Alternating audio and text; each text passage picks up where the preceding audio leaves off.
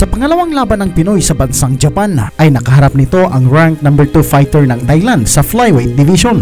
Ito nga mga bay ay si Tanis Ongjunta at bit-bit nito ang kartadang 12 wins with 6 knockouts at may isang talo. Ang isang talo nga na ito mga bay ay nagmula sa isang Pinoy na si Adrian Lirasan. Pero bago pa man natin umpisahan ang gandang laban ay huwag kalimutang pindutin ang like at subscribe button pati na rin ang notification bell para maging updated ka sa ating mga bagong videos.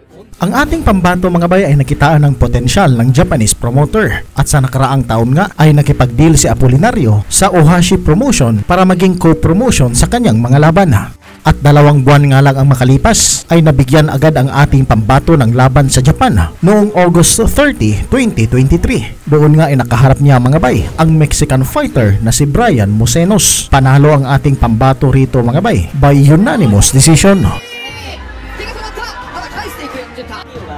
顔がちっちゃくて飛んでるようには見えますけれど、距離とかはあまり165センチと170センチと上回っているんですね。Buod nga sa bakbakan dito sa round 1 mga bay ay kaliwat kanang kalkuladong suntok ang pinapakawalan ni Dave Apolinario. Ganun pa man ay hindi madaling kalaban itong Thai fighter at rumeres back rin ito ng pag-atake sa ating pambato. Pagpasok dito sa pangalawang yugto ng kanilang bakbakan mga bay ay mapapansin natin ang panay na paggamit ni Dave sa kanyang right jabs. Kaliwete ang Pinoy mga bay at kinakalkula ng kanang suntok ng ating pambato ang distansya sa kalaban para mapakawalan nito ang kanyang pamatay na kaliwang suntok.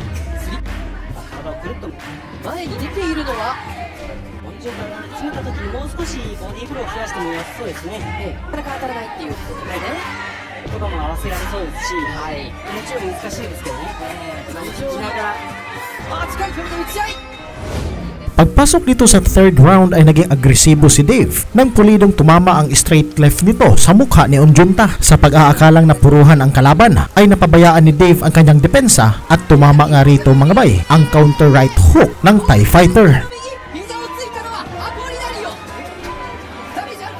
Hindi naman nagmandaling tumayo si Dave at ginamit ng husto ang mandatory 8 counts ng referee para makarecover. At sa pagpapatuloy ng kanilang laban ay hindi naman naging agresibo itong si Ongjunta kung saan ay pinag-aaralan nito ang galaw ng Pinoy at baka siya ay marisbakan.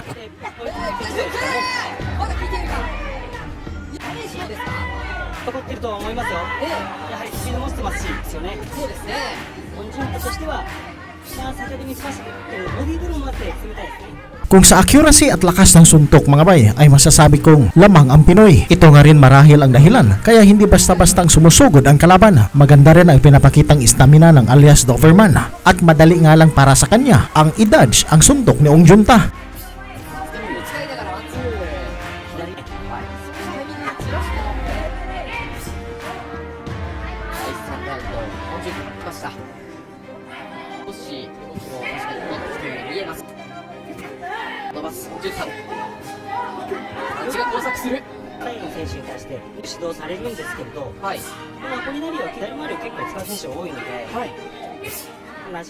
Sa segundong natitirang oras ng laban ay nagsalpukan ang ulo ng dalawang fighter kung saan mga bay ay nagkaroon ng sugat sa kaliwang bahagi ng temple ng kalaban.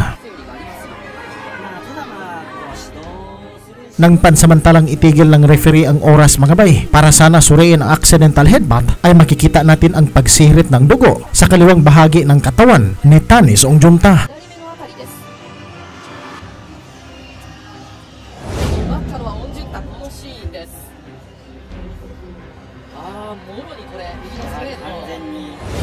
Pagpasok dito sa round 4 mga bay ay makikita nga natin kung gaano kalaki ang sugat na iyon mula sa mantsa ng dugo na nagkalat sa short ni Ongjunta. Isang napakalaking kawalan nga ito sa kalaban mga bay sapagkat mahihirapan na itong ibuhos lahat ng kanyang lakas dahil may iniinda na itong hapdi ng sugat sa kanyang ulo at kailangan niya itong protektahan mga bay para hindi matamaan ng suntok ni Apolinario.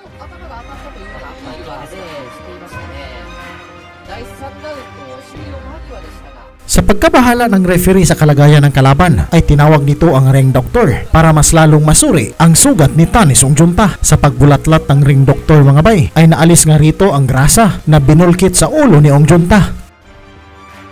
今ドクターのチェックを受けていますが傷口などどうでしょうか 試合の進行にはあまり気に At sa pagpapatuloy ng kanilang laban mga bay ay masisilayan nga natin ang pagbulwak ng dugo mula sa sugat sa ulo ng kalaban dahil sa paulit-ulit itong natatamaan ng suntok ng ating pambato.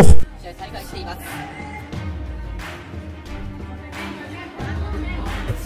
左ストレート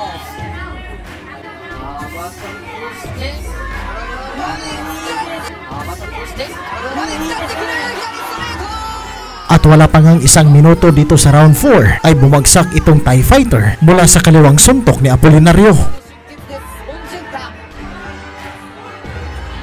いけると答えましたが左に回りながら相手のガードの真ん中をうまく左で締めましたよね。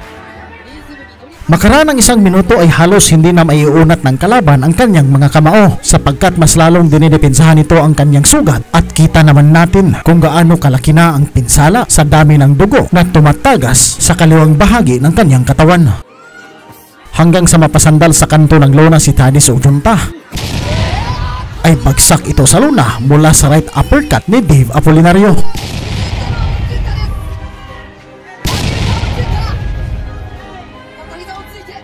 Muli pa man itong nakatayo sa bilang ng referee mga bay, pero mas minabuti nito na itigil na ang laban dahil kawawa ang kalagayan ni Tanis Ongjunta mula sa sugat na natamo nito sa kanyang ulo. Dito nga mga bay ay panalo si Dave Apolinario by knockout sa round 4. 周りなら外から右フックを打ち Daghang salamat mga bay at hanggang sa dulo ay hindi pa rin kayo bumibitaw. Nais ko pong malaman ang iyong reaksyon sa ating video. Pag-comment na lang po sa baba at babasahin po natin yan. Daghang salamat at sa Diyos ang lahat ng papuri. 2